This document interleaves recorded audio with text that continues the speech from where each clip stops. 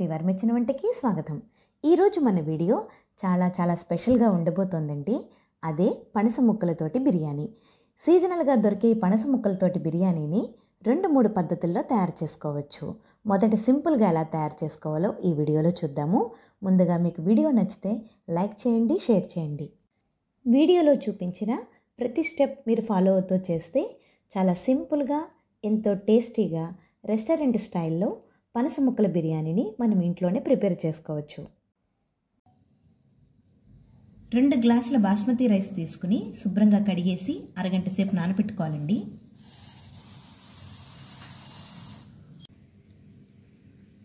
కొద్దిగా కుంకుమ పువ్వు తీసుకుని కొంచెం పాలు పోసుకుని నానబెట్టుకోవాలండి.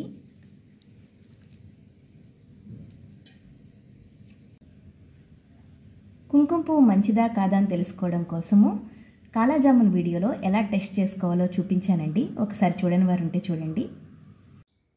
బిర్యానీ ఎక్కువ టేస్ట్ రావడం కోసం ఫ్రైడ్ ఆనియన్స్ ప్రిపేర్ చేసుకోవాలి.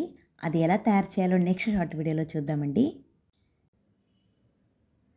ఒక అరకిలో లేత పనస ముక్కలు తీసుకోవాలి.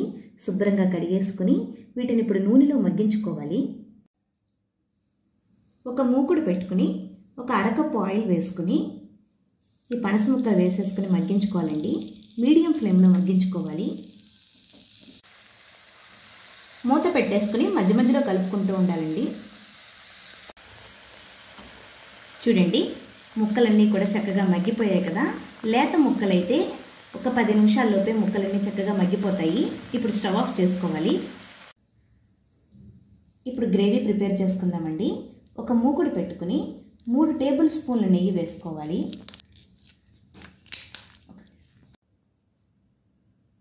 నెయ్యి వేడెక్కిన వెంటనే 1/2 టీ స్పూన్ షాహీ జీరా వేసుకోవాలి. 4 యాలకులు,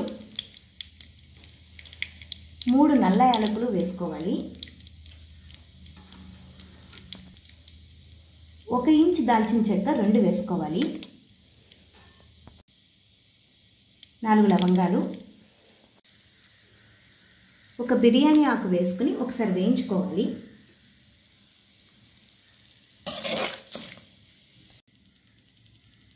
2 పెద్ద ఉల్లిపాయలు తీసుకుని ఇలా స్లైస్ల కింద కట్ చేసుకుని వేయించుకోవాలి. 4 పచ్చిమిరపకాయలు మధ్యలోకి కడుక్కుని వేసుకుని వేయించుకోవాలి. 1 టేబుల్ స్పూన్ అల్లం వెల్లుల్లి పేస్ట్ వేసుకుని వేయించుకోవాలండి. మొత్తం అంతా కలుపుకొని 1 నిమిషం వేయించుకోవాలి. 1 టీ స్పూన్ పసుపు,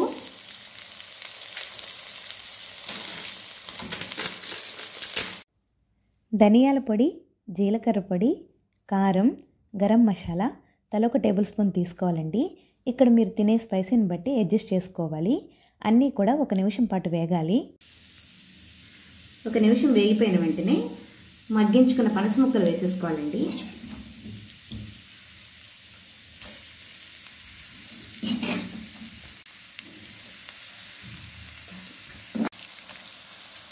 పనస ముక్కలు వేసుకున్నాక కొద్దిగా సాల్ట్ వేసుకోవాలండి. మళ్ళీ రైస్లో కూడా వేసుకుంటాం కాబట్టి జాగ్రత్తగా చూసుకుని వేసుకోవాలి.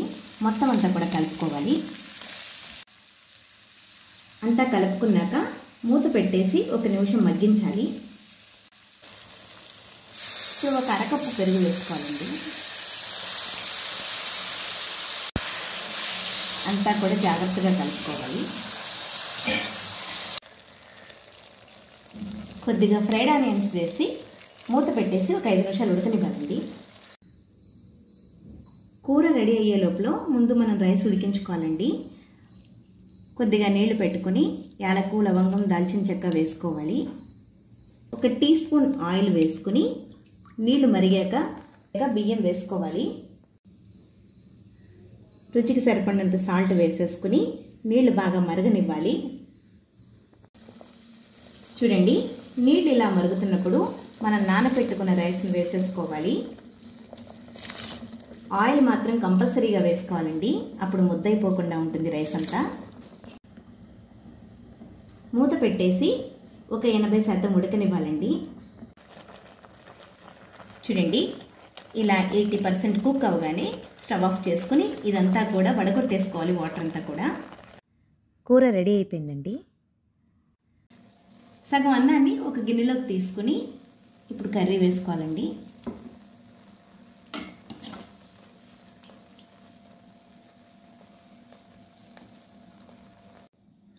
దానిపైన కొంచెం రైస్ వేసుకోవాలి.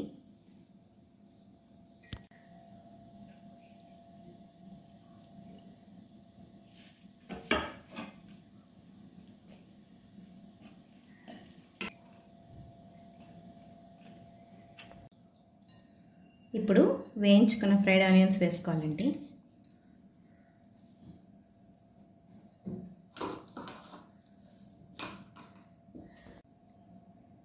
నానబెట్టుకున్న కుంకుమ పువ్వు పాలు పోసుకోవాలి. వేయించుకున్న జీడిపప్పు వేసుకోవాలి.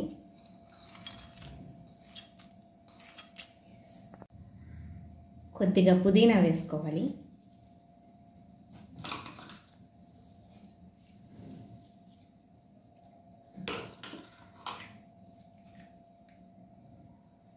రెండు టేబుల్ స్పూన్ల నెయ్యి వేసుకోవాలి చుట్టూ కూడా.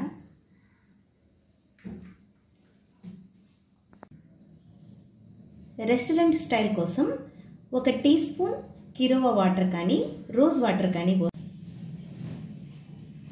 వేసుకోవచ్చు. దమ్ చేసుకోవడం కోసం చుట్టూ కూడా ఫాయిల్ పేపర్ తోటి మనం ఇలా కవర్ చేసుకోవాలి. పైన మూత పెట్టేసి 5 నుంచి 10 నిమిషాలు ఉడకనివ్వాలి. చూడండి, గుమగుమలాడే పనస ముక్కల బిర్యానీ రెడీ అయిపోయింది. చూసారు కదండి, టేస్టీ పనస ముక్కల బిర్యానీ రెడీ అయిపోయింది. వీడియోలో చూపించిన ప్రతి టిప్ ఫాలో అవుతూ కనుక చేస్తే చాలా అద్భుతమైన బిర్యానీ తయారు చేసుకోవచ్చు. మీకు కనుక వీడియో నచ్చినట్లయితే లైక్ చేయండి, షేర్ చేయండి, సబ్స్క్రైబ్ చేయడం మర్చిపోకండి. శ్రీవారి మెచ్చిన వంట. Thank you for watching.